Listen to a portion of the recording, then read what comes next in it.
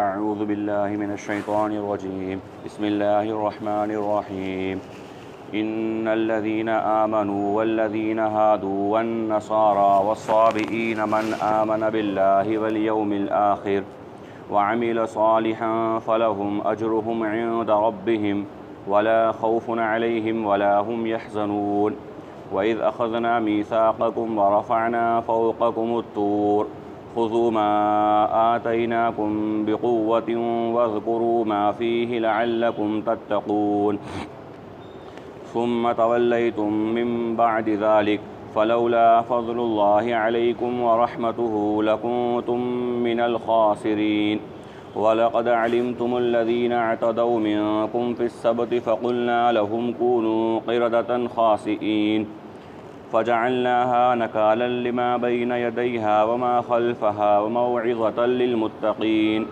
वइज़ क़ाल मूसा लिक़ौमिही इन्नल्लाहा यअमुरुकुम अन तज़बहू बक़रह क़ालू अतत्तख़िज़ुना हुज़ुवा क़ाल अऊज़ु बिल्लाहि अन अकून मिनल जाहिलीन क़ालू उद्उ लना रब्बक युबय्यिन लना मा ही क़ाल इन्नहु यक़ूलु इन्नहा बक़रतुन ला फ़ारिज़ुन वला बिक्र अवानुम बैन ज़ालिक फ़फ़अलू मा तुअमरून क़ालू उद्उ लना रब्बक युबय्यिन लना मा लौनुहा क़ाल इन्नहु यक़ूलु इन्नहा बक़रतुन सफ़राउ फ़ाक़िउन लौनुहा तसुर्रुन नाज़िरीन क़ालू उद्उ लना रब्बक युबय्यिन लना मा हिय इन्नल बक़रत शाबह अलैना व इन्ना इंशाअल्लाहु लमुहतदून क़ाल इन्नहु यक़ूलु इन्नहा बक़रतुन ला ज़लूलुन तुसीरुल अर्ज़ वला तस्क़िल हर्थ मुसल्लमतुन ला शियत फ़ीहा क़ालुल आन जिئत बिलहक़्क़ि फ़ज़बहूहा वमा कादू यफ़अलून। बेशक वे लोग जो ईमान लाए और वे लोग जो यहूदी हैं और नसरानी और साबी, उनमें से जो भी ईमान लाया अल्लाह पर और रोज़े आखिरत पर और नेक अमल करता रहा तो उनके रब के पास उनका अज्र है और उन्हें ना कोई खौफ होगा और ना वे गमगीन होंगे। और याद करिए उस वक्त को कि जब हमने तुमसे अहदो पैमान लिया और तुम्हारे ऊपर पहाड़ तूर को मुअल्लक़ कर दिया और हुक्म दिया कि इसको मजबूती के साथ पकड़े रहो और याद दहानी करते रहो ताकि तुम तक़वे वाले बन जाओ। फिर इसके बाद बाज़ लोगों ने पीठ फेर दी। अगर अल्लाह का फ़ज़ल उनके ऊपर और अल्लाह की रहमत न होती तो वे नुकसान उठाने वाले हो जाते। और तुम जानते हो तुम ही में से उन लोगों को जिन्होंने सनीचर के दिन बगावत करी। फ़क़ुल्ना लहुम कूनू क़िरदतन ख़ासिईन, चुनांचे हमने उनसे कहा कि ज़लील बंदर बन जाओ। चुनांचे हमने उन लोगों को उनके आने सामने वालों के लिए, उनके पीछे वालों के लिए नसीहत बना दिया और इबरत की चीज़ बना दिया। ये सूरह बक़रा का पिछले बल्कि सूरत के शुरू से ही जिस तरह बनी इसराइल की सरकशियाँ और वक्त के नबी हज़रत मूसा अलैहिस्सलातु वस्सलाम के ख़िलाफ़ उनके कार्रवाइयों का ज़िक्र चला आ रहा है पीछे से ही, उसी की ये कड़ी है। इस रुकू के अंदर अल्लाह रब्बुल आलमीन ने उन्हीं के नाफरमानियों को ज़िक्र फरमाया, ख़ास तौर पे वो नाफरमानी जो बड़ी मशहूर व मारूफ़ है और जिसके ताल्लुक़ से और जिसकी निस्बत से सूरह का नाम सूरह बक़रा है। यानी गाय का जो वाक़या उनके दरमियान पेश आया वो क्यों आया वो आगे बात आ रही है। तो इस रुकू के अंदर भी अल्लाह रब्बुल आलमीन ने बनी इसराइल की नाफरमानियों को, उनकी सरकशियों को और उनके अंजाम को ज़िक्र फरमाया। सबसे फरमाया कि इन्नल्लज़ीना आमनू वल्लज़ीना हादू वन्नसारा वस्साबिईन, बेशक वे लोग जो ईमान लाए चाहे वो यहूदी हों या नसरानी हों या साबी हों। पिछले दौर के अंदर साबी का लफ्ज़ नहीं आया था। अब यहाँ पर जो साबी का ज़िक्र आ रहा है कुरान करीम के अंदर, अल्लाह रब्बुल आलमीन ने कुछ मौक़ों के ऊपर साबी का ज़िक्र फरमाया, साबीईन का, कि ये कौन लोग हैं। भाई यहूदी तो हम आम तौर पे कुरान करीम का मुताला करने वाला हर शख्स जानता है कि यहूदी हज़रत मूसा अलैहिस्सलातु वस्सलाम की कौम को और उम्मत को कहा जाता है। इसी तरह से नसरानी या ईसाई हज़रत ईसा अलैहिस्सलातु वस्सलाम की कौम और उनकी उम्मत को कहा जाता है। लेकिन ये साबी कौन लोग हैं, तो इनके बारे में मुफस्सिरीन के कई अक़वाल हैं। लेकिन ख़ुलासे के तौर पर हम ये बात अर्ज़ कर दें, अक़वाल बहुत सारे हैं कि बाज़ मुफस्सिरीन फरमाते हैं कि ये कोई गिरोह है जो पैगम्बरों का इनकार करने वाला है। अल्लाह तबारक व तआला को डायरेक्ट मानने वाला, नबूवत और रिसालत का इनकार करने वाला गिरोह है। बाज़ मुफस्सिरीन की राय ये है कि यहूदियत और मजूसियत का मिलकर कोई एक नया मज़हब बन गया है, जो यहूदियत की बिगड़ी हुई शक्ल और मजूसियत की बिगड़ी हुई शक्ल है। बाज़ लोगों की राय ये है कि यहूदियत और नसरानियत छोड़कर जिन्होंने मज़हब इख्तियार करा और उस मज़हब की भी शक्ल बिगड़ गई, यानी जिस तरह से उन्होंने यहूदियत को छोड़ा और यहूदियत के बाद मजूसियत को छोड़ा, इस एतबार से कि उनकी ख़राबियाँ और उनकी बुराइयाँ उनको पसंद नहीं थी, या जिस तौर पे कहा जाता है इंसान को अल्लाह रब्बुल आलमीन ने अक़ल सलीम दी है, बहुत सारी चीज़ें इंसान उसके ज़रिए पहचानता है। आज के दौर के अंदर भी कई सारे ऐसे लोग हैं जो इस्लाम का मुताला नहीं करने के बावजूद भी इस्लाम को हक़ जानते हैं। कई सारे ऐसे लोग हैं जो इस्लाम को ज़्यादा करीब से नहीं जानने के बावजूद भी हक़ जानते हैं, चाहे वो हालात के एतबार से या किसी दबाव के अंदर वो ज़ाहिर ना करें, इसलिए कि इस्लाम की हक़ानियत क़ल्ब के अंदर तस्लीम होती है। अक़ल सलीम जो अल्लाह रब्बुल आलमीन ने इंसान को दी है, उसके ज़रिए भी इंसान उसको अपील करती है वो चीज़ की हक़ है और सच है। तो इस तरह उसकी उन चीज़ों के अंदर जो ख़राबियाँ आ गई या उन चीज़ों के अंदर बिगड़ी हुई शक्लें आ गई, उसको छोड़ कर आए, लेकिन बाद में वो भी गलत रास्ते के ऊपर निकल पड़े। बाद मुफस्सिरीन की राय ये है कि हज़रत दाऊद अलैहिस्सलातु वस्सलाम की कौम है, उसको साबी कहा जाता है। बहरहाल जो भी हो, अल्लाह बेहतर जानता है। तो फरमाया कि बेशक वे लोग जो ईमान लाए, यहूदी हों, नसारा हों और साबी हों, और वे लोग जो ईमान लाए अल्लाह के ऊपर, यानी हज़रत मूसा अलैहिस्सलातु वस्सलाम की कौम के हों, लेकिन शर्त यह है कि इस वक्त अल्लाह के नबी सल्लल्लाहु अलैहि वसल्लम पर भी ईमान रखते हों। इसी तरह साबी हों या नसारा हों, शर्त यह है कि इस वक्त अल्लाह के नबी अलैहिस्सलातु वस्सलाम पर भी ईमान रखते हों। तो ये वो लोग हैं जो ईमान लाए अल्लाह पर और यौम आखिरत पर और नेक अमल करते रहे, तो उनका अज्र उनके रब के पास तय है। वला खौफुन अलैहिम वला हुम यहज़नून। नेक आमाल करने वाले का अज्र अल्लाह रब्बुल आलमीन के यहाँ पर है। अल्लाह रब्बुल आलमीन नेक आमाल करने वालों को उनका अज्र अता फ़रमाएगा। इसके तहत यहाँ जो बात बयान फरमाई कि वला खौफुन अलैहिम वला हुम यहज़नून, ये रिज़ल्ट या ये नतीजा या ये इनाम आखिरत के एतबार से भी है और दुनियावी एतबार से भी है। इंसान आम तौर पर नक़द का मुतलाशी होता है कि भाई मुझे नक़द कोई चीज़ मिल जाए, अभी मैंने कोई काम करा उसका रिज़ल्ट मुझे फ़ौरी तौर पर नज़र आने लग जाए। तो हज़रात मुफस्सिरीन फरमाते हैं कि खौफ का ताल्लुक़ और जो फरमा वला खौफुन अलैहिम वला हुम यहज़नून, चाहे इस जगह बयान फरमाया हो या कई जगहों पर अल्लाह रब्बुल आलमीन ने बयान फरमाया, ईमान वालों के नेक अमल करने के एवज़ में अल्लाह रब्बुल आलमीन दुनियावी ज़िंदगी के अंदर भी उन्हें इत्मीनान नसीब फरमाएगा, उन्हें कोई खौफ नहीं होगा और कोई गम नहीं होगा।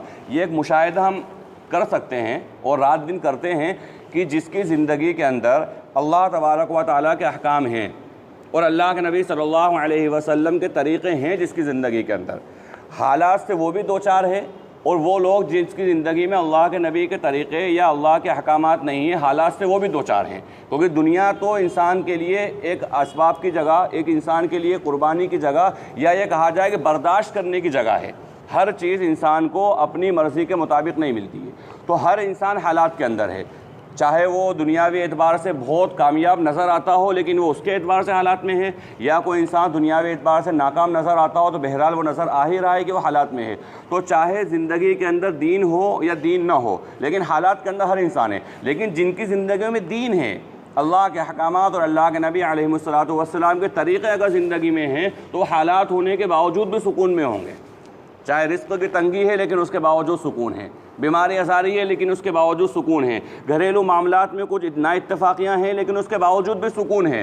तो सुकून इसलिए मिलता है कि उनको उनकी ज़िंदगी के अंदर अल्लाह के अहकामात और अल्लाह के नबी अलैहिस्सलातु वस्सलाम के तरीक़े हैं, जिसकी वजह से उनकी ज़िंदगी में सुकून है। और इसीलिए जिसकी ज़िंदगी में दीन हमें नज़र आ रहा है, वो दीन जो बज़ाहिर नज़र आने वाली चीज़ है, जो नज़र आ रहा है दीन के वो शोबे या वो अमाल जो हमें नज़र आ रहे हैं, वो लोग अपनी परेशानियों का, अपने दुखों का ज़्यादा शिकवा भी नहीं करते हैं, ज़्यादा लोगों के सामने रोते भी नहीं हैं, ज़्यादा लोगों के सामने बयान भी नहीं करते हैं, इसलिए कि उनको पता है कि ये बयान मुझे परवरदिगार के सामने करना है, ये बयान मुझे अल्लाह के सामने करना है, ये बयान मुझे अल्लाह के सामने सजदे के अंदर करना है। अल्लाह तबारक व तआला ने फरमाया, मेरे बंदे कोई मुसीबत हो मुझसे मांग, तुझे तकलीफ़ हो मेरे सामने बयान कर, तुझे किसी चीज़ की परेशानी हो मेरे से जिक्र कर, मैं सबको दूर करूँगा। तो ये दुनिया के अंदर भी इंसान खूब अच्छी तरह मुशाहिदा कर सकता है कि जिसकी ज़िंदगी में दीन है तो उसको दुनियावी एतबार से भी खौफ और गम का कोई एहसास नहीं होगा। ये ज़रूर है, खौफ भी होगा, गम भी होगा, ये तकलीफ़ें इंसान के साथ लगी हुई हैं, लेकिन जिस तरह इंसान परेशान हो जाता है दीन न होने की वजह से, इसीलिए कई अगर गौर व फिक्र करा जाए तो एक तो वो रेशो जो ईमान वालों का नहीं है, अगर दुनियावी एतबार से परेशान हो जाने के बाद, हालात से परेशान हो जाने के बाद जो आत्महत्या करने का रेशो है, तो सुसाइड करने का रेशो है, वो मुसलमानों में तो बहरहाल बहुत कम है अल्हम्दुलिल्लाह। अल्लाह का बड़ा फज़ल है कि गैरों के मुकाबले में तो बहुत कम है। अब कुछ वाक़यात और कुछ चीज़ें नज़र आने लगी हैं कि मुसलमानों के अंदर भी वो चीज़ होने लगी, लेकिन बहरहाल अल्लाह का बड़ा फज़ल है कि बहुत कम है उनके मुकाबले में। और अगर ईमान वालों का भी अगर आपस में तवाज़ुन करा जाए, मुकाबला करा जाए, तो वो जिसकी ज़िंदगी अल्लाह के हकामा नबी पाक सल्लल्लाहु अलैहि वसल्लम के तरीक़े के मुताबिक होगी, अगर ईमान वाले की ज़िंदगी में हालात आएंगे और दूसरे के मुकाबले में उसका कंपेयर करा जाए, तो आत्महत्या करने वाले लोग, सुसाइड करने वाले लोग, या इसी तरह किसी दूसरे को नुकसान पहुँचा देने वाले लोग वो होंगे जिनकी ज़िंदगी में हकीकी माने में दीन नहीं होगा। लेकिन अगर हकीकी मानों में उनकी ज़िंदगी में दीन है और जैसा दीन चाहा जा रहा है वैसा दीन है, तो वो ये कदम नहीं उठाएंगे। तो दुनियावी ज़िंदगी में भी खौफ नहीं होगा और आखिरत की ज़िंदगी में भी कोई खौफ और कोई गम नहीं होगा उन लोगों को जो नेक आमाल करने वाले हैं। वइज़ अख़ज़ना मीसाक़कुम व रफ़अना फ़ौक़कुम अत-तूर, हज़रत मूसा अलैहिस्सलातु वस्सलाम की कौम की नाफरमानियों का ज़िक्र शुरू से चला आ रहा है। बहुत ज़्यादा सरकश और बड़ी बाग़ी कौम जो नबी से ऐसे मुतालबे करते थे, ऐसे मुतालबे करते थे। कोई शरीफ इंसान अपने किसी बड़े से करना पसंद नहीं करता, कोई ना फरमाबरदार औलाद अपने वालिद से ऐसे मुतालबे करना पसंद नहीं करती, कोई मातहत अपने ज़िम्मेदार से ऐसे मुतालबे करना पसंद नहीं करता। ऐसे मुतालबे बनी इसराइल हज़रत मूसा अलैहिस्सलातु वस्सलाम से क्या करते। उन्हीं में से एक मुतालबा ये था कि तौरेत को तो हम अपनी आँखों से देखेंगे उतरते हुए, या हम देखेंगे अल्लाह तबारक व तआला आपको तौरेत दे रहा है, हम तब मानेंगे वरना हम नहीं मानेंगे। अल्लाह तबारक व तआला बराह रास्त हमसे कलाम करेगा तो हम मानेंगे वरना हम नहीं मानेंगे। उसी की एक कड़ी है, जब उन्होंने मुतालबा किया तो अल्लाह के नबी हज़रत मूसा अलैहिस्सलातु वस्सलाम उनके बाद ज़िम्मेदारों को, बाद सरदारों को रिवायत मुख्तलिफ उनकी तादाद के ताल्लुक़ से 70 की रिवायत ज़्यादा मुफस्सिरीन ने ली है कि उनको लेकर गए कि ठीक है अब डायरेक्ट तुम देख लेना कि अल्लाह तबारक व तआला का क्या मामला होता है। वइज़ अख़ज़ना मीसाक़कुम व रफ़अना फ़ौक़कुम अत-तूर, अब उसके बाद जब वो गए और वही ज़िद और वही हठधर्मी वाला मामला उन्होंने किया, तो अल्लाह तबारक व तआला तूर पहाड़ को उनके ऊपर मुअल्लक़ कर दिया, मतलब गोया कि लटका दिया कि अब ये तुम्हें बात मानना ही पड़ेगी, अगर ये नहीं मानोगे तो पहाड़ तुम्हारे ऊपर गिरा दिया जाएगा।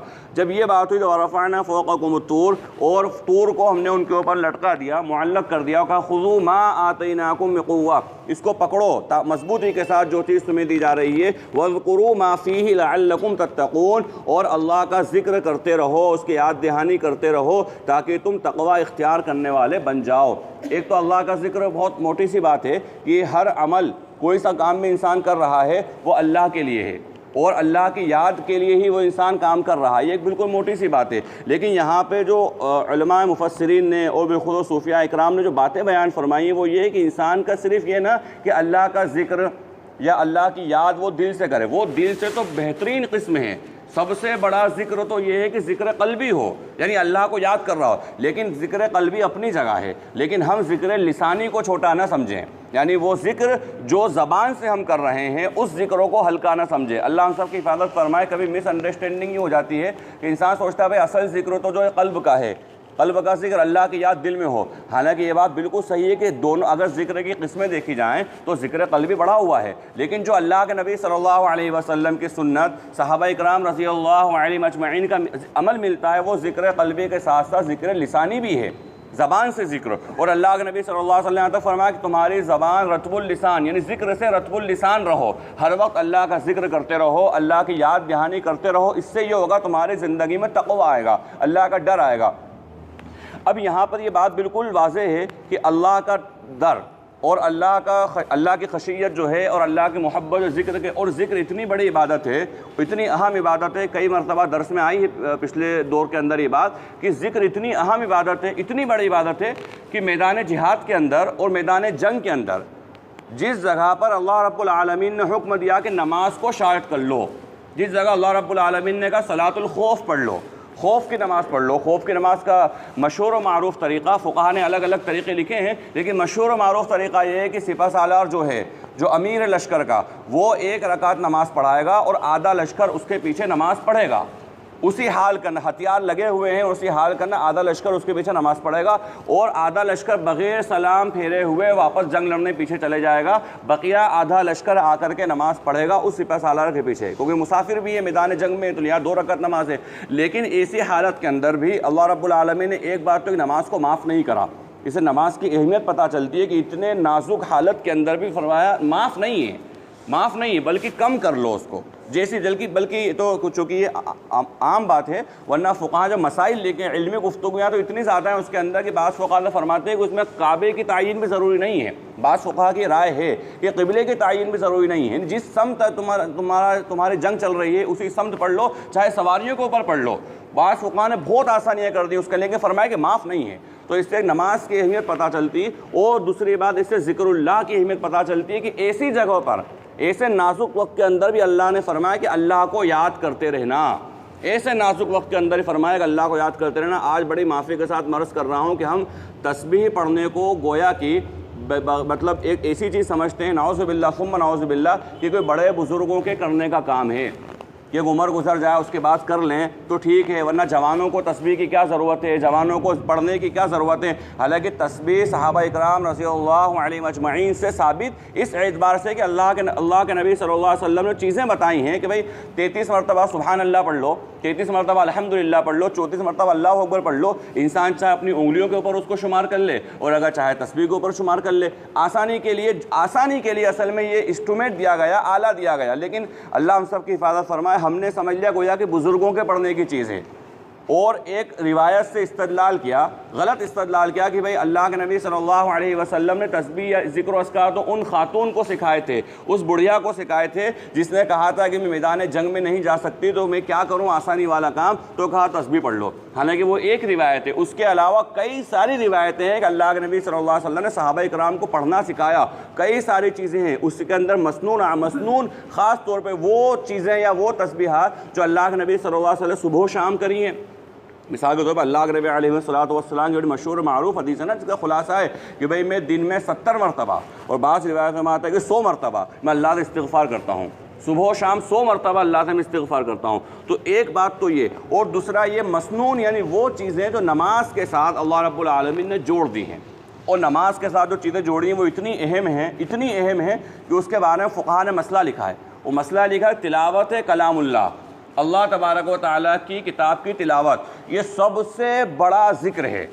इसको अफ़ज़ल ज़िक्र कहा है कि किताबुल्लाह कलामुल्लाह की तिलावत सबसे बड़ा ज़िक्र है। लेकिन उसके बाद फरमाते हैं सहाबा इकराम का अमल ये था, और सहाबा इकराम के मामूलात में से ये बात थी कि अगर तिलावत कलामुल्लाह भी करना होती थी, फ़र्ज़ नमाज के फ़ौरन बाद अगर करना होती थी, तो पहले फ़र्ज़ नमाज के बाद के जो मसनून अज़कार हैं पहले वो क्या करते थे।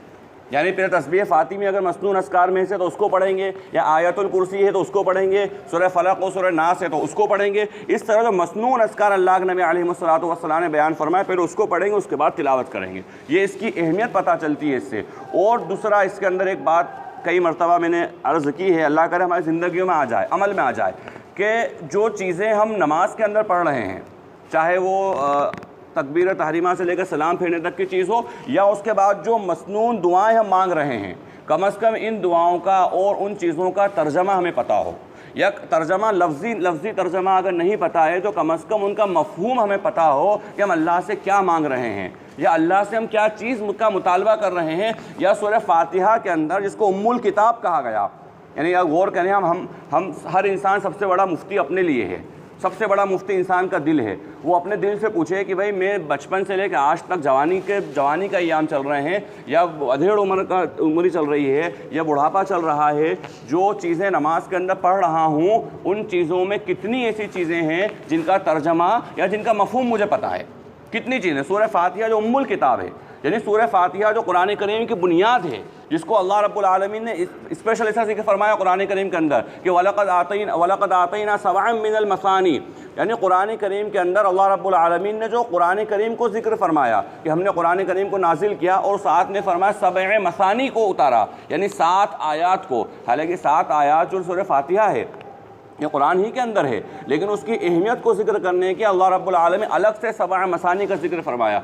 तो लिहाजा ये बात जहन में रहे कि हम कम अज़ कम इतना तो कर लें, कम अज़ कम इतना तो कर लें। ये तो बहुत छोटी चीज़ है, इससे तो बहुत आगे बढ़ना है, लेकिन कम अज़ कम इतना तो कर लें कि जो नमाज के अंदर हम पढ़ रहे हैं वो, और जो नमाज के बाद दुआएँ मांग रहे हैं वो, उन दुआओं का माने का इस्तेहज़ार हमें हो जाए, ताकि हम पता चले कि अल्लाह से क्या मांग रहे हैं या अल्लाह के सामने क्या बात हम पेश कर रहे हैं। तो ये फरमाया कि ज़िक्र से ये होगा कि तुम तक़वे वाले बन जाओगे। सुम्मा तवल्लैतुम मिन बअदि ज़ालिक, फिर इसके बाद भी उन लोगों ने रूगर्दानी करी तो फ़लौला फ़ज़लुल्लाहि अलैकुम व रहमतुहु लकुंतुम मिनल ख़ासिरीन, अगर अल्लाह का फ़ज़ल और उसकी रहमत ना होती तो ये लोग तुम लोग नुकसान उठाने वाले हो जाते। वलक़द अलिमतुमुल लज़ीना तदौ मिनकुम फ़िस्सब्ति फ़क़ुलना लहुम कूनू क़िरदतन ख़ासिईन, और तुम लोग जानते हो तुम्हारे में से उन लोगों को तुम लोग जानते हो अपने में से उन लोगों को जिन्होंने शनिचर के दिन नाफरमानी की, अल्लाह रब्बुल आलमीन की नाफरमानी की। फ़क़ुलना लहुम कूनू क़िरदतन ख़ासिईन, तो हमने हुक्म दिया कि तुम जलील बंदर बन जाओ। अब यहाँ पर शनिचर का दिन जो है ये मशहूर है, मशहूर मारूफ वाक़या है कि बनी इसराइल को मना किया गया कि शनिचर के दिन शिकार मत करना मछली का, तो वो शनिचर के दिन वो शिकार शनिचर के दिन नहीं पकड़ते, लेकिन शनिचर के दिन रुकावट पैदा कर देते मछलियों के लिए, उनको रोक देते ताकि इतवार को बड़ी आसानी के साथ हमारे पकड़ में आ जाएं। इस तरह से उन्होंने एक तदबीर इख्तियार करी, और तदबीर बिल्कुल साफ़ और साफ़ था बिल्कुल कि ये अल्लाह के हुक्म के ख़िलाफ़ है। साफ़ और साफ़ था कि अल्लाह की मंशा ये है। अब वो आसानियाँ उन्होंने पैदा कर ली, अब आसानी पैदा करके इतवार के दिन उन्होंने कर लिया, तो गोया कि तो शनिचर गुजरा मसलन, वो फ़ौरन बैठे हैं इंतज़ार कर रहे हैं जैसे दिन ख़त्म हो और फ़ौरन जा कर के उन्होंने मछलियाँ, तो गोया कि शिकायत इतवार को नहीं बल्कि शनिचर ही को हुआ है। ये अल्लाह रब्बुल आलमीन ने खुली नाफरमानी थी, इससे अल्लाह रब्बुल आलमीन ने फरमाया कि तुम इस नाफरमानी की वजह से ज़लील बंदर बन जाओ। अभी हमारे लिए पैगाम ये है कि कुरान करीम की कोई सी आयत, कोई सा रुकू, कोई सी सूरा ऐसी नहीं है कि जो सिर्फ़ और सिर्फ वाक़यात बयान करके निकल जाए। अगर वाक़याती बयान सिर्फ वाक़यात बयान करना हो, अगर सिर्फ हिस्ट्री की बुक अगर इसको मान ली जाए, तो बहुत सारी चीज़ें तो कुरान करीम की तारीख़ की हैं, अंबिया इकराम अलैहिमुस्सलातु वस्सलाम की तारीख़ है, या बहुत सारी चीज़ें आगे आने वाले हालात हैं। तो बहुत कम चीज़ें ऐसा लगेगा गोया कि हमारे को जो है मुखातब कर रही हैं, लेकिन कुरान करीम की हर आयत का हर जुज़ हमें मुखातब कर रहा है कि अगर जो पहले कौमों ने करा है वो तुम मत करना। अब यहाँ पर एक बात ज़हन में रहे कि हम ऐसा कोई हीला इख्तियार न करें, कोई ऐसा हीला इख्तियार न करें कि जिसकी वजह से अल्लाह का हुक्म बदल जाए। एक तो ये होता है हीला शरई होते हैं बाज़ मौक़ों पर, जो हज़रत अय्यूब अलैहिस्सलाम के वाक़े के अंदर ज़िक्र है कि उन्होंने कसम खा ली कि मैं जो है तुम्हें इतनी लकड़ियाँ मारूंगा, तो अल्लाह रब्बुल आलमीन ने ख़ुद उनको बताया कि भाई इतनी लकड़ियों को एक साथ कर लो और मार दो। तो ये तो अल्लाह के हुक्मों को पूरा करना है, लेकिन बाज़ हीले ऐसे होते हैं कि वो अल्लाह के हुक्म से दूर भगाने वाले होते हैं। उसकी मिसाल उलमा ने लिखी है, उनमें एक मिसाल है, हालांकि वो करना जाहिर सी बात है वो हीला है। अगर किसी ने वो करा अल्लाह की नाफरमानी के लिए करा है, अल्लाह के फरमाबरदार, अल्लाह के हुक्म के ख़िलाफ़ करा, अल्लाह ने हुक्म दिया है वो काम नहीं करना है बल्कि उसके ख़िलाफ़ करने की वजह से वो हीला इख्तियार करा, लिहाजा ये हराम है। तो इसकी कई मिसालें उलमा ने दी हैं कि ऐसा लोग कर लेते हैं। उनमें से एक हीले का ख़ास तौर पर जिक्र किया कि मिसाल के तौर पर कोई इंसान साहिब निसाब है और उसके ऊपर आज एक रमज़ान मुबारक को मसलन ज़कात फ़र्ज़ हो रही है, उसके बाद माल है, एक रमज़ान मुबारक को हौलान हौल, जिसको फ़िक़्ह की इस्तिलाह में कहते हैं कि साल पूरा हो गया, पूरा साल गुजर गया, एक रमज़ान मुबारक के उसको ज़कात फ़र्ज़ है। अब मसला भी ये है कि वो एक रमज़ान मुबारक को उसके पास माल होना चाहिए, अगर माल ख़त्म हो गया तो ज़कात उस पर फ़र्ज़ नहीं है, क्योंकि माल जिस दिन साहिब निसाब हुआ है उस दिन से लेकर साल गुजरने तक के दिन के पीरियड के अंदर माल आता जाता रहा हो, इससे कोई बहस नहीं है। पहले दिन और आखिरी दिन उसके बाद माल मौजूद होना चाहिए निसाब के बकदर। अब अगर उसके बाद निसाब के बकदर माल नहीं है तो उस पर ज़कात नहीं होगी। और अगर ये माल आज ख़त्म हो गया, जिस दिन उस पर ज़कात फ़र्ज़ हुई है, अगर ये माल आज ख़त्म हो गया, कल को ये माल अगर आ जाएगा तो अब उसको कल अगर माल आ जाने की वजह से उसको इस साल की ज़कात नहीं देना पड़ेगी, बल्कि उसको ये करना पड़ेगा जब अगले दिन उसके बाद माल आया है तो इस माल के लिए पूरा हौलान हौल गुजरे, एक साल गुजर जाए और उसके बाद वो माल जो है उसके पास रहे या ना रहे, लेकिन आखिरी दिन जिस दिन दिन मुकम्मल हो रहे हैं उस दिन वो मौजूद रहे तो उसको ज़कात देना पड़ेगी। ये तो एक मोटा सा मसला है। बाज़ लोग यहाँ पर ये हीला इख्तियार करते हैं और ये अल्लाह तबारक व तआला के हुक्म से बगावत करते हैं। वो ये कि भाई हौलान हौल हुआ, एक या दो दिन पहले उन्होंने अपने किसी साथी को या अपनी बीवी को या घर के किसी फ़र्द को माल का मालिक बना दिया। बोले ये पैसा 1 लाख रुपए है मसलन, ये मेरा नहीं है, ये तुम्हारा है, मैंने तुम्हें इसका मालिक बना दिया, 1 लाख रुपए का मालिक बना दिया। अब 1 लाख रुपए का मालिक बना देने की वजह से वो जाहिर सी बात है वो माल तो उसकी मिल्कियत में से निकल गया, वो माल उसकी मिल्कियत में से निकल गया। अब माल जब उसकी मिल्कियत में से निकल गया है तो उसके ऊपर ज़कात फ़र्ज़ ही नहीं हुई। अब जब ज़कात उस पर फ़र्ज़, और जिस इंसान के पास माल गया है उसके बाद माल आज आया है, उसका भी साल नहीं गुजरा, लिहाजा उसके ऊपर भी ज़कात फ़र्ज़ नहीं हुई है। अब बाद में ये इंसान ये कर ले भाई मैंने तो मालिक बना दिया था लेकिन मैं अपना हदिया वापस मांग रहा हूँ।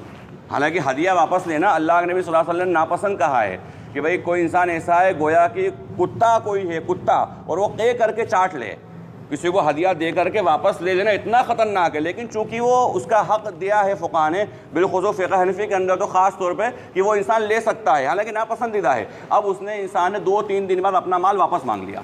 अब ये 1 या 2 दिन जिसमें ज़कात उस पर फ़र्ज़ हुई थी, ये दिन उसने अपने बचा लिए, गोया कि इन दिनों में साहिब निसाब नहीं था। इस हीले की वजह से अल्लाह हमारी हिफाजत फरमाए कि अल्लाह का वो अज़ाब जो बनी इसराइल पर आया है वो अज़ाब ना आ जाए। अल्लाह हम सब की हिफाजत फरमाए। क्योंकि कूनू क़िरतन ख़ासिन, ये गोया कि अल्लाह को धोखा देना हो रहा है। भाई अगर हर इंसान ये कर लेगा, ज़कात कौन निकालेगा?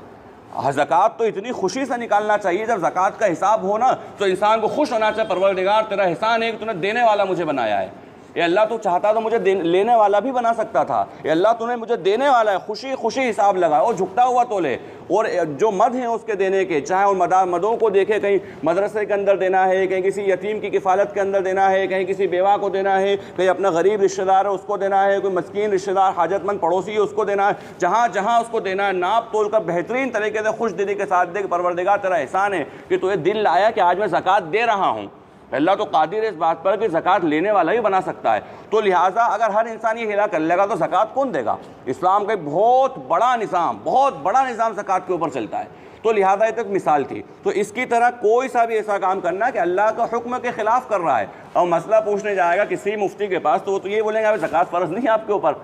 मसला तो ये बताया जाएगा ना, वो कहेगा साहब मेरे पास कल तक पैसा था और आज मेरा माल ख़त्म हो गया, वो कल मैं साहिब निसाब बन रहा हूँ उर्दू तारीख़ के एतबार से, तो वो तो यही कहेगा ना कि बात। इसलिए हज़रत मौलाना अली मियां साहब रहमतुल्लाह अलैह का मलफूज़ है, या एक तरह से उन्होंने एक बात बताई है गुर की मुफ्तियान इकराम को कि भाई जो इस्तिफ्ता सामने आए, मसला जो लिखा हो ना, तो अगर लाने वाला अगर मौजूद हो जो ख़ुद लिख कर लाया है, ख़ुद उसका मसला है, तो थोड़ा सा उसका बैकग्राउंड ही मालूम कर लें कि कई बार क्या होगा कि फतवे के अंदर एक लफ्ज़ ऊंचा नीचा कर दिया अगर, तो वो हलाल होने वाली चीज़ हराम हो जाएगी, और हराम होने वाली हलाल। हालांकि वो लिखा है उसके मुताबिक है, लेकिन उसकी ज़िंदगी के अंदर वो क्या कर आया है, कौन सा हिला भी इख्तियार कर आया है, उसके एतबार से भी थोड़ा सा खंगाल लें। इसलिए कि करना जायज़ नहीं है, ये अमल करना बुरा है, हराम है, लेकिन मसले के एतबार से उन पर ज़कात फ़र्ज़ नहीं हुई। तो लिहाजा ये सारी चीज़ें जो सनीचर वाले दिन के ताल्लुक़ ज़िक्र की गई, ये ईमान वालों को नहीं करना चाहिए, ऐसा हीला इख्तियार नहीं करना चाहिए। अच्छा एक बात दरमियान में अर्ज़ कर दूँ, जहन में आ गई, बहुत सालों पहले के साहब ने एक बात कही थी, वो इसलिए कि चूँकि एक ने नहीं बल्कि 2-4 लोगों ने और कह दी, तो इसलिए उसकी वजाहत ज़रूरी है। वो एकदम जहन में आ गई मेरे। वजाहत ये है कि बाज़ लोगों ने अवाम उन्नास में से कि ये बात कहकर कि साहब वो ये हिला इख्तियार करते हैं, बाज़ ताजिर लोग भी, ताजिर लोग मतलब बिजनेसमैन, वो एक हिला इख्तियार ये करते हैं कि साहब जुमे के दिन दुकान खोल ली उन्होंने, सुबह जो वक्त है उनका उसी वक्त के अंदर उन्होंने दुकान खोल ली, और दुकान खोल लेने के बाद में एक भाई ने जाकर दूसरी मस्जिद में नमाज़ पढ़ ली जहाँ पर जुमा कम वक्त में हो रहा है, और एक भाई ने जाके दूसरी मस्जिद में जुमा पढ़ लिया जहाँ पर लेट हो रहा है। दोनों भाइयों ने जुमा पढ़ लिया, लेकिन जुमे का जो हुक्म था कि भाई जो तिजारत को छोड़ दो, वज़रुल बई जो लफ्ज़ आया कि तिजारत को छोड़ दो, ख़रीदो फ़रोख्त को छोड़ दो और अल्लाह के ज़िक्र की तरफ दौड़ो, तो गोया कि उन्होंने इसके ख़िलाफ़ काम करा। तो ये भी सनीचर वालों ने जो तावील करी थी या जो उन्होंने हिला अख्तियार करा था, बोले बिल्कुल उसी तरह है। हालांकि ये बात बिल्कुल गलत है, ये बात बिल्कुल गलत है। ये आवाम के अंदर बाज़ लोगों से सुनी, मैं अल्हम्दुलिल्लाह बहुत ज़्यादा मारूफ़ तो नहीं है, लेकिन ये बात गलत है। गलत इसलिए है कि वहाँ पर जो ज़िक्र किया जा रहा है जुमे के ताल्लुक़ से कि तिजारत को छोड़ दो, ख़रीदो फ़रोख्त को छोड़ दो, वो इसलिए ज़िक्र किया जा रहा है कि जुमे में नुकसान नहीं होना चाहिए, जुमे के अंदर नुकसान नहीं होना चाहिए। अगर आपकी तिजारत और ख़रीदो फ़रोख्त से जुमे में नुकसान नहीं हो रहा है और जुमा वक्त के ऊपर इंसान अदा कर रहा है, तो फिर ये तिजारत का नहीं, अगर उसने तिजारत नहीं छोड़ी, एक भाई ने तिजारत कर रहा है, दुकान खुली हुई है, और एक ने जल्दी नमाज़ पढ़ ली मस्जिद के अंदर जाकर, उसका जुमे में कोई खलल नहीं आया, उसके जुमे की नमाज़ इत्मीनान के साथ हो गई, जुमे का उसका जो है खुतबा भी इत्मीनान के साथ हो गया, नमाज भी इत्मीनान के साथ हो गई, तो वो इस तावील के अंदर और हीले के अंदर वो नहीं आएगा। इसी तरह से दूसरे भाई ने बाद में पढ़ ली, तो चूँकि अलग अलग जगहों पर अलग अलग वक्त के ऊपर नमाज़ें अगर हैं, तो उन्होंने इस सहूलत के लिए, और जाहिर सी बात है कि सहूलत के लिए करी गई है, वरना असल मसला तो है कि जामा मस्जिद के अंदर जुमा हो, असल मसला तो है कि जुमा जामा मस्जिद में होना चाहिए। और अगर जामा मस्जिद के अंदर ही सारे जुमे होने लग जाएंगे तो पब्लिक को कहाँ से कवर करेंगे, कितनी बड़ी मस्जिदें लेकर आएंगे, कोई ना तो ऐसा इस्लामी निज़ाम है ना कोई इस्लामी हुकूमत है, तो ये सारे मसाइल हैं। तो लिहाजा ये बात यहाँ पर फिट नहीं होती है, इसलिए नहीं होती है कि यहाँ पर दोनों ने जुमे के ऊपर अमल करा है, वक्त के ऊपर अमल करा है, बस सहूलत जो थी कि एक यहाँ पर जैसे मसलन हमारे 1 बजे जुमा हो रहा है, बल्कि मुकर्रिरीन भी हम लोग कई बार करते हैं ऐसा कि भाई एक जगह न बयान कर लिया, तकाज़ा आया, दूसरी जगह फिर बयान करना है, तो एक जगह बयान करके फ़ौरन चले गए, और जाकर दूसरी जगह जहाँ पे लेट नमाज है वहाँ पर बयान करा, वहाँ पे नमाज़ पढ़ ली। तो लिहाजा ये सहूलत से फ़ायदा उठाना है। इसका मतलब ये नहीं कि सनीचर वालों में नाउज़ुबिल्लाह आ जाएंगे। हाँ, लेकिन अगर किसी ने इस तरह करा है, अल्लाह के हुक्म के ख़िलाफ़ काम करा, हुक्म को बदल दिया, तो फिर वो ज़ुमरे के अंदर अल्लाह हिफाजत फरमाए आ सकता है। तो फरमाया कूनू क़िरदतन ख़ासिईन, ज़लील बंदर बन जाओ। अब ये ज़लील बंदर जो है ना, इनके बारे में मुफ़स्सिरीन फरमाए इनकी नस्लें नहीं चली हैं, यानी ऐसा नहीं है कि इनकी नस्लों के अंदर, सहाबा ने पूछा था, बल्कि उसका जवाब में अल्लाह के नबी अलैहिस्सलातु वस्सलाम ने बयान फरमाया कि या रसूलल्लाह सल्लल्लाहु अलैहि वसल्लम, जो खिंजीर और बंदर हमें नज़र आते हैं, या ये वही मस्क चेहरे वालों की नस्लें हैं क्या? फरमाया नहीं, बल्कि अल्लाह का जब मस्क करने वाला अज़ाब अगर किसी कौम पर आता है तो उनकी नस्लें नहीं चलती हैं, उनकी नस्लें ख़त्म हो जाती हैं। यानी जिन लोगों को उस वक्त के नबी की बात ना मानने की वजह से बंदर बना दिया गया और सूअर बना दिया गया, तो उन लोगों की नस्लें नहीं चली, बल्कि वहीं के वहीं ख़त्म हो गए, उनकी नस्लें बाकी नहीं हैं। फ़जअलनाहा नकालन लिमा बैना, तो अल्लाह रब्बुल आलमीन ने उसको उनके आगे वाले और पीछे वाले लोगों के लिए नकाल, ऐसी इबरतनाक नसीहत बना। नकाल लफ्ज़ आता है एक तो याद दहानी के लिए कोई काम, और ऐसा जिसके अंदर सख्त तरीन अज़ाब का ज़िक्र हो, ऐसी जो यादगार हो जाए कि अल्लाह रब्बुल आलमीन ने कितनी ख़तरनाक इनकी या कितनी ज़बरदस्त इनकी पकड़ करी। व मौइज़तन लिलमुत्तक़ीन, और उसके बाद इसके ज़रिए तक़वा इख्तियार करने वालों को नसीहत मिले। अब यहाँ से लेकर आखिर तक से तर्जमा सुन लें और जहन में बस ये वाक़या रहे कि बनी इसराइल के अंदर एक शख्स का कत्ल हो गया, तो हज़रत मूसा अलैहिस्सलातु वस्सलाम को परवरदिगार ने हुक्म दिया कि कातिल का नाम मालूम नहीं पड़ रहा है, तो एक काम करो, एक गाय ज़िबा करो और उसका गोश्त जो है मक़तूल, जो कत्ल हुआ है, उसके जिस्म पर लगाओ। उसके जिस्म पर लगाओगे तो वो चीज़, वो मक़तूल ख़ुद अपने कातिल का नाम बोल उठेगा। अब यहाँ पर एक बात किसी ज़माने में किसी तफ़सीर में पढ़ी थी, याद जहन में हवाला नहीं है, लेकिन बड़ी अहम बात है, वो ये है कि जो इस्तेहज़ा उन्होंने किया था हज़रत मूसा अलैहिस्सलातु वस्सलाम की कौम ने, और ये कहा, इस्तेहज़ा नहीं किया था बल्कि इस्तेहज़ा का इल्ज़ाम लगाया था, और ये कहा था कि आप हमारे से मज़ाक कर रहे हैं, भला ऐसा हो सकता है क्या? कि ऐसा कैसे हो सकता है कि आप मक़तूल जो है मर चुका है वो, और आप जो है उसको गोश्त लगा रहे हैं और वो बोल उठे। तो पहली बात तो हज़रत मूसा अलैहिस्सलातु वस्सलाम के मुअजिज़ात में से इसको उलमा ने ज़िक्र किया है, तो वक्त के नबी उस वक्त मौजूद थे, वक्त के नबी मौजूद थे, और अल्लाह रब्बुल आलमीन बराह रास्त उनसे बात कर रहा है, अल्लाह रब्बुल आलमीन बराह रास्त उनको बता रहा है कि ये काम करो। और दूसरी जो बात ज़िक्र तफसीर में की गई थी वो ये थी कि अल्लाह हमारी हिफाजत फरमाए, बाज़ मौक़ों पर अल्लाह के नबी अलैहिस्सलातु वस्सलाम के मुअजिज़ात के ताल्लुक़ से हम उस गुमराही का शिकार हो जाते हैं कि वे चाँद के 2 टुकड़े कैसे हो गए। यानी ये चीज़ अल्लाह के नबी अलैहिस्सलातु वस्सलाम के मुअजिज़े, और अल्लाह हिफाजत फरमाए बाज़ लोगों ने, बड़े नामवर लोगों ने ये रविश इख्तियार करी और दुनिया के अंदर, पूरी दुनिया के अंदर ये एक तरह से प्रचार कर दिया कि मौजिज़ा भी वो होगा जो अक्ल के मुताबिक होगा, या अक्ल की कसौटी पर परखा जाएगा, अक्ल की कसौटी पर पूरा उतरेगा तो हम उसको मानेंगे वरना नहीं मानेंगे। तो ये तरीक़ा अल्लाह के नबी अलैहिस्सलातु वस्सलाम के जो मौजिज़ात हैं, वो मौजिज़ा कहते ही आजिज़ कर देने वाली चीज़ को है, हरा देने वाली चीज़ को है। अगर वो अक्ल में आ जाए, मौजिज़ा बचा कहाँ, वो तो आम चीज़ हो गई। मौजिज़ा कहती खर्क़ आदत चीज़ को है, अगर वो बात दिमाग में आ जाए और अक़ल में आ जाए, मौजिज़ा बचा कहाँ। तो लिहाजा अल्लाह के नबी अलैहिस्सलातु वस्सलाम के मौजिज़ात, या इसी तरह जन्नत और जहन्नम की बातें, या इसी तरह बहुत सी ऐसी चीज़ें जिनके बारे में उलमा ने तावील भली करी हो, उसके मतलब मकासद कई बयान करे हों, लेकिन किसी बात का मजाक उड़ाना, मजाक बनाना, कि बाज़ लोगों ने, अल्लाह हिफाजत फरमाए, कि अल्लाह के नबी अलैहिस्सलातु वस्सलाम की उस बात का मजाक उड़ा दिया कि अल्लाह के नबी ने फरमा दिया कि मक्खी जो है जिस जगह से पर डालती है वो गोया कि बीमारी वाली जगह है, वो लिहाजा तुम और उसको डुबो देना और उसके बाद में मशरूब को पी लेना। तो ये इन चीज़ों का, तो ऐसी कोई सी भी चीज़ अगर हमारे सामने आए तो हमारा सिर्फ एक जुमला इस वक्त होना चाहिए कि समिअना व अताअना, हमने सुना, हमने इताअत करी, हम ईमान लाए और हमने तस्दीक करी। अल्लाह के नबी अलैहिस्सलातु वस्सलाम के मौजिज़ात अल्लाह तबारक व तआला ने जो बयान फरमाए हैं, या अल्लाह के नबी अलैहिस्सलातु वस्सलाम के वो मौजिज़ात जो सहाबा इकराम ने देखे हैं और पूरी उम्मत तक नकल करे हैं, उन तमाम पे हमारा ईमान है, हम उस पर ईमान लाए, हमने उस पर तस्दीक करी। इस्तेहज़ा वाला मामला अल्लाह हमारी हिफाजत फरमाए किसी हाल में नहीं होना चाहिए, और हमारा ईमान है, हमारा यकीन है कि अल्लाह तबारक व तआला इस बात पे कादिर है कि अंबिया इकराम अलैहिस्सलातु वस्सलाम के हाथों पर वो खर्क़ आदत चीज़ें करा दे जो अल्लाह रब्बुल आलमीन ने कराई हैं।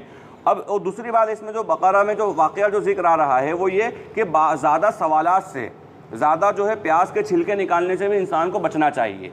बहुत सारी चीज़ें ऐसी होती हैं जिसके बारे में फ़ुक़हा बयान फरमाते बेहतर नहीं है करना। अब बेहतर नहीं, छोड़ दे इंसान, लेकिन मसले कोई बेहतर नहीं है का मतलब क्या नाजायज़ है, बेहतर नहीं का मतलब क्या हराम है। यानी इस तरह के सवालात उलमा से लोग पूछते हैं बहुत, क्योंकि हलाल और हराम इतना नाजुक मसला है, कोई भी आलिम, कोई भी फ़क़ीह, कोई भी मुज्तहिद एकदम किसी चीज़ को हराम नहीं कहेगा। हराम होने के लिए नस्से क़तई होना ज़रूरी है। नस्से क़तई यानी किताबुल्लाह हो या अहादीस के अंदर उस मेयार की अहादीस हों जिसके ज़रिए हलाल और हराम माना जा सकता हो। हलाल और हराम इतना आसान नहीं, कोई इंसान, बहुत सारी खुराफातें हो रही हैं बहुत। अभी जैसे मैंने 2 हफ्ते पहले कहा था मस्जिदों के अंदर साहब एसी की कोई ज़रूरत नहीं है।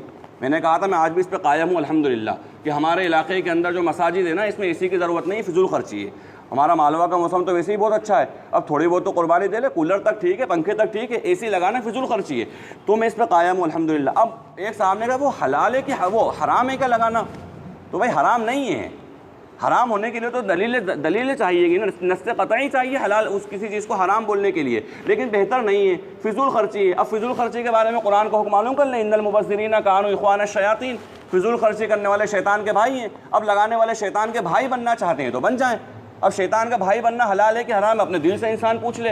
तो लिहाजा बाल के बिल्कुल बारीक बारीक बातें, बिल्कुल प्याज के छिलके नहीं उतारना चाहिए। जो मसला हो मोटा मोटा जो वाज़ेह है उसको अमल कर लें, मना कर दिया गया उससे रुक जाएं, ये दीन का तकाज़ा है। तो इसके अंदर जो वाक़या ज़िक्र किया गया, वाक़या का पस मंज़र भी आ गया, उसका पैगाम भी आ गया। अब इसका तर्जमा, वइज़ क़ाल मूसा लिक़ौमिही, और याद के मूसा अलैहिस्सलाम ने अपनी कौम से कहा कि अल्लाह हुक्म देता है तुम्हें कि एक गाय ज़िबा करो। तो वो कहते हैं मूसा क्या आप हमसे मजाक करते हैं? फरमाया अल्लाह की पनाह चाहता हूँ इस बात से कि मैं जाहिलों में से हो जाऊँ।